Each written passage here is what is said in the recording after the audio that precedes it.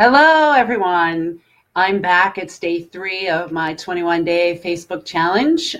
Today's topic is going to be toxic people. We've all had them. If we don't have them in our lives now, we've had them in the past. And what exactly are toxic people? Actually, I'm Coach Deborah Knight, and unfortunately, I can't read who's popping on unless I put on my glasses. And then, hi, Mark. And then you can't see my eyes and what I'm saying. So please bear with me. And if anyone knows how I can fix that problem, please let me know. But yeah, Coach Deborah Knight here. Today, we're talking about toxic people. What are toxic people and who are they in our lives? Toxic people are people who basically bring us down. They complain all the time. They don't have anything nice to say. They they have a total negative vibe about them, and they call them the Debbie Downers. Go figure, right? Or the negative Nancys. I have a problem with the Debbie Downer, obviously, because I'm never down, or very rarely am I down. So I don't know where that came from. But these are the people in our lives who we have to put up with sometimes, maybe at work. And how do we actually deal with them? Sometimes they're in our lives and even closer. Maybe it's a family member. I hope it's not a spouse that you're considering as toxic. And if it is, then you should probably either have a really deep conversation or possibly get away from that person and separate. But what do we do about toxic people? First thing we do is we try to spend, if it's a family member, let's talk about family member first, because sometimes we have family members who are really toxic and they just really bring us down. They don't uplift us at all. They don't, they're always complaining. There's always something in their life that they're complaining about. And you're always trying to help them. You're always trying to give them good advice. You're always trying to lift them up. And after a while, it really starts to suck at your own energy. And, they're family. You love them, right? You love them. So you want to keep trying to help. So what is the best way to do that? The best way is to, first of all, limit your time with them. And know that if you're not in that place of high energy, high vibration of love, compassion, and empathy, then it's probably not the right time to spend with them. Let's say, for an example, if there's a family outing and you kind of know you have to go, but you're not in the right place to deal with somebody like that, then really limit your time. Know that you only have a few minutes that basically you have to know what you can stand. What are your limits? So if you know that you can only spend 15 minutes, then you stay for 15 minutes, or you get away from that person at the family function and go talk to somebody else. But if it's close quarters, and let's say you're just in a home, then you need to leave. You need to protect yourself.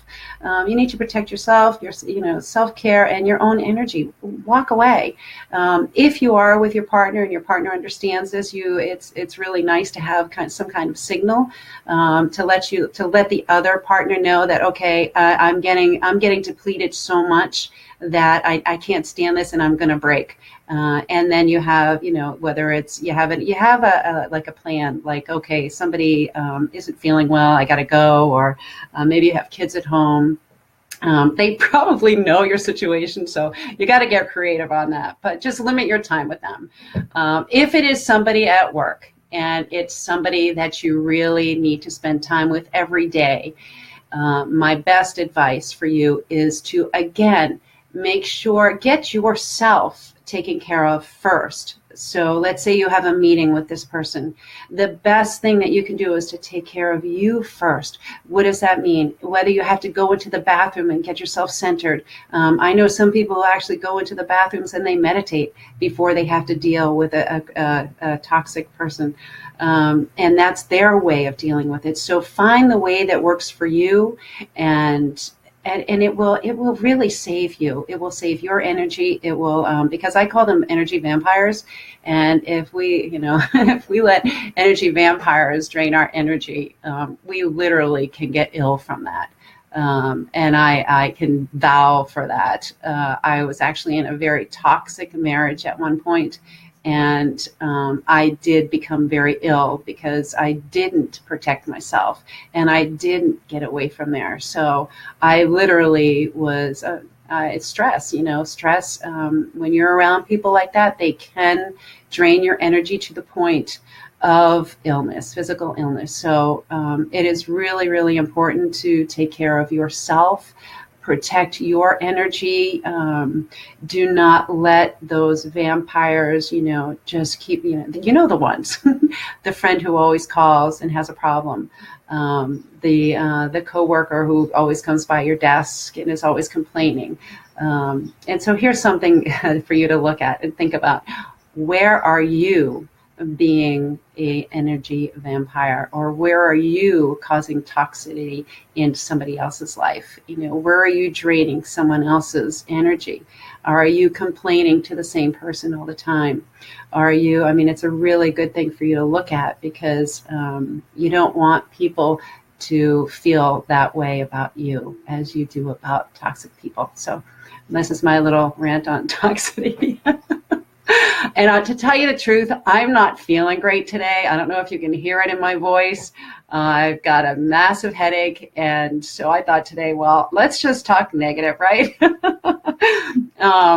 But in all honesty, I'm here to serve, and I made a vow to you all that I would be here for 21 days. So regardless of what's going on, and no, I'm not sick because I have toxic people in my life. I think it's more of an allergy thing. But it can drain you. It can drain the life force out of you. So again, take care of yourself, self-care. If you have those people in your life, limit your time with them. If they are somebody that you can't limit time with, a spouse or a family member that is living in your household, then it is really best to limit your time with them. You can still do that in your own house. I know I'm repeating myself.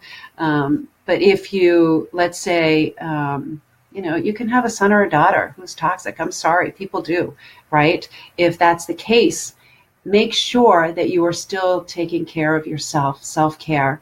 And you have to, like, if it is a daughter or son and a child that you have that is a little toxic to you, then it is even more important that you take care of yourself. So when you put the kids to bed, or whatever they go off to school, take care of you, any kind of self-care, whether it's taking a hot bath, whether it's, eating properly is a huge thing. Going for that walk, get out of the house. If you are in the house with them, get out of the house, go for a walk, feel better. Baths, I said baths are great. And also meditation. I don't know if you don't meditate, it is such a wonderful way to stay centered so that you can deal with those toxic people in your life. Google it. It has, the power of meditation and what it actually does to our brain structure is amazing. So that's my my thoughts on toxic people. And sorry, I'm not at my best today. I will be back here tomorrow. And you can find me. I'm a confidence coach for women, and I'm at CoachDeborahKnight.com. My Facebook page is Coach Deborah Knight as well. And I will continue to serve. Please do let me know if there is something that you want me to talk about. I would love to get your input. And have a great night, everybody. And remember, take care of you. I love you all. Bye now.